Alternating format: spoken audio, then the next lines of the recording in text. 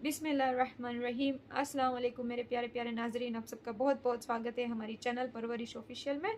आज का जो हमारा टॉपिक है कि बच्चों के अंदर जो फ्लैट हेड देखा जाता है, छोटे बच्चों के अंदर, वो फ्लैट हेड को हम अवॉइड कैसे कर सकते हैं, वो कितने टाइम में हील होता है और उसकी ट्रीटमेंट क्या है और हमारा पेरेंट्स का उसमें रोल किस कदर होगा, वो हर एक चीज़ का मैं आपके सामने डिस्कस करूँगी।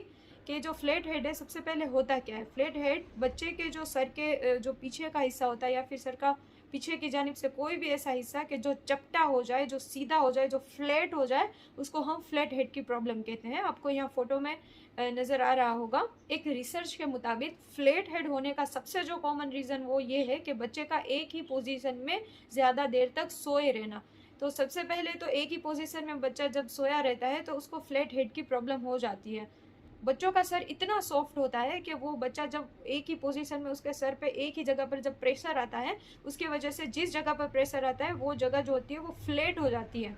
उसके अलावा अगर प्री मैच्योर बच्चा अगर पैदा हुआ है तब ये प्रॉब्लम होती है, और जब एक मदर ट्वींस अपने पेट में कैरी करती है तब जो यूट्रस होता है उसमें बच्चों को मूवमेंट करने की जगह नहीं मिलती, ज़्यादा मूव नहीं कर सकते, इसीलिए एक ही जगह पर अगर सर रह जाए तो उसकी वजह से भी फ्लैट हेड की प्रॉब्लम हो सकती है। जब मदर बच्चा डिलीवर करती है और डिलीवरी के टाइम पर जो वैक्यूम पंप का यूज़ किया जाता है बच्चे को खींचने के लिए, वो खींचने के वक्त जब बच्चे के सर पर प्रेशर पड़ता है, वो प्रेशर आने की वजह से भी बच्चे का फ्लैट हेड की प्रॉब्लम हो जाती है।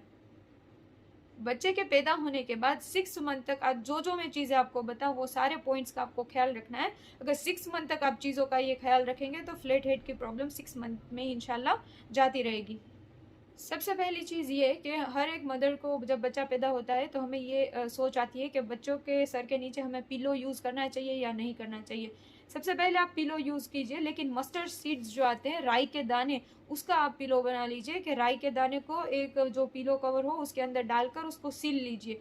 अगर राई के दानों का पिलो होगा तो उससे क्या होगा कि जब बच्चा का सर हम पिलो के ऊपर रखेंगे, बच्चा जैसे इस तरफ जैसे भी अपना सर मूव करेगा, वो राई के दाने भी साथ साथ में बच्चे के सर के साथ मूव करेंगे। जिस कदर बच्चों का सर होगा वो राई के दाने भी उस तरह का शेप ले लेंगे। तो राई के दानों का पिलो बना लीजिए। अगर आपको चाहिए तो मुझे कमेंट सेक्शन में ज़रूर बताना, मैं बनाकर भी वो राई के दानों का पिलो बताऊंगी। वो पिलो है वो बच्चे के हेड में कहीं भी प्रेशर नहीं पड़ने देता, उसकी वजह से बच्चे का सर कहीं एक जगह पर या फिर एक तरफा प्रेशर नहीं आता, जिसकी वजह से बच्चे को फ्लैट हेड नहीं होता। और दिन के टाइम में बच्चे को टमी टाइम ज़रूर दीजिए। टमी टाइम देने से क्या होता है कि बच्चों की जो बैक बोन्स है वो भी स्ट्रेंथ होते हैं और बच्चों को जो पेट की प्रॉब्लम्स होती है वो भी हल होती है। और जो बच्चा होता है वो अपनी गर्दन को मूव करना सीखता है, अपने गर्दन को कंट्रोल करना सीखता है। तो बच्चे को दिन के अंदर कम से कम 5-10 मिनट टमी टाइम दिन में 2 या 3 मरतबा ज़रूर दीजिए। उसकी वजह से बच्चे की बहुत सारी प्रॉब्लम्स वैसे ही हल हो जाएगी। टमी टाइम के वैसे बहुत सारे फ़ायदे हैं, मैं एक सेपरेट भी उसके लिए इंशाल्लाह मैं वीडियो बनाऊंगी। तो आप टमी टाइम बच्चे को ज़रूर दीजिए, ताकि एक के एक पोजीशन में भी वो नहीं रहेगा, उसकी पोजीशन भी चेंज होगी और उसको टमी टाइम के बहुत सारे फ़ायदे भी मिलेंगे।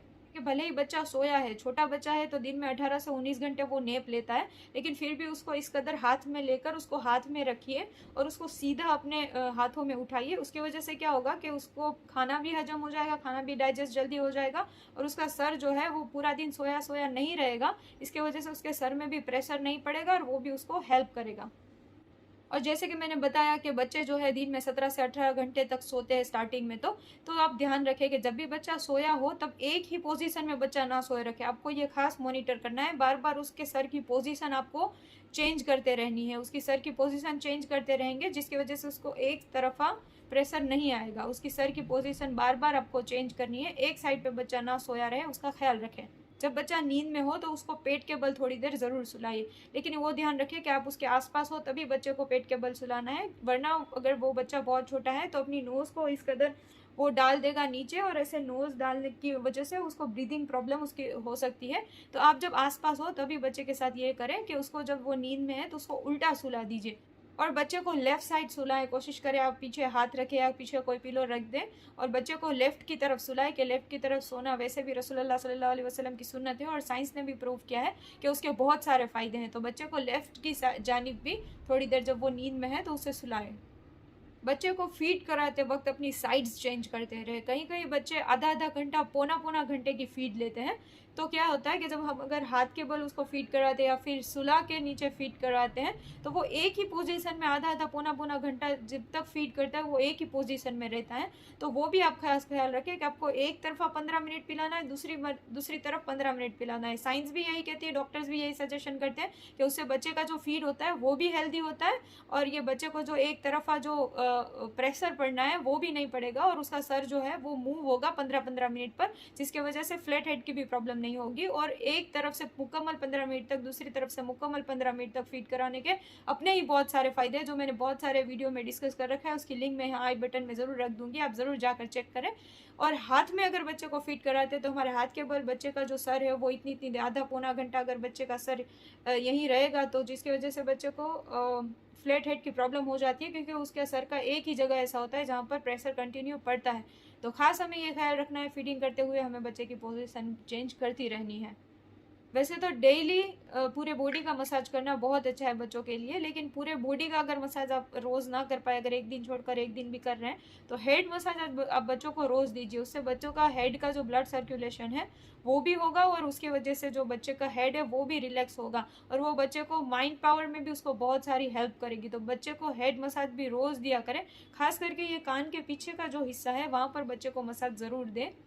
और अगर आप फ्लैट हेड को लेकर डॉक्टर्स के पास भी जाएंगे, तो मैंने आज जो जो चीज़ें बताई है, डॉक्टर भी वही आपको सजेशन देंगे। और जब आप ये जो जो चीज़ें मैंने आपको बताई है वो आप अच्छे से फॉलो करेंगे, तो इंशाल्लाह थोड़े टाइम के अंदर ही बच्चे का जो हेड है वो अपने आप नॉर्मल हो जाएगा। और जैसे बच्चे बड़े होते हैं, जैसे ही ग्रो करते हैं, वैसे वैसे भी नॉर्मल होना शुरू हो जाता है। लेकिन फिर भी आप बच्चे के ये सब जो ध्यान रखने की चीज़ें, जो जो प्रिकॉशंस मैंने बताया वो लेंगे, तो बच्चे का हेड बहुत जल्दी ही नॉर्मल हो जाएगा। ब्रेन जैसे जैसे बड़ा होता है, वैसे वैसे जो स्काल्प होता है वो अपना शेप बदलता रहता है। तो हमें ये चीज़ को लेकर वरी करने की ज़रूरत नहीं है। इंशाल्लाह जैसे ही बच्चा बड़ा होगा, उसका ब्रेन डेवलप होगा, वैसे भी स्काल्प अपना शेप चेंज करके डेवलप हो जाएगा। तो आप ये सब चीज़ों को लेकर इंशाल्लाह वरी करने की ज़रूरत नहीं है। रसूलुल्लाह सल्लल्लाहु अलैहि वसल्लम के सदक़े को, उसके वसीले से इंशाल्लाह अल्लाह ताला हमारे बच्चों को नेक बनाएगा और उनको तंदुरुस्ती वाली ज़िंदगी देगा। बस कोशिश हमें करनी है, कामयाब करने वाला मेरा रब है। अपने पेरेंटहुड को खूब खूब एंजॉय करिए। और अगर कोई आपके सवाल आते हैं तो मेरे कमेंट सेक्शन में आप ज़रूर पूछ सकते हैं, मैं हर एक सवाल का जवाब देने की कोशिश करूँगी। अगर आपको मेरा वीडियो अच्छा लगा हो तो लाइक कीजिए, और मैं आगे भी ऐसे इन्फॉर्मेटिव बहुत सारे वीडियोस पेरेंट्स के लिए लाती रहूँगी, तरबियत को लेकर लाती रहूँगी। तो इंशाल्लाह आप ज़रूर मेरी चैनल को सब्सक्राइब कीजिए। अल्लाह हाफिज़।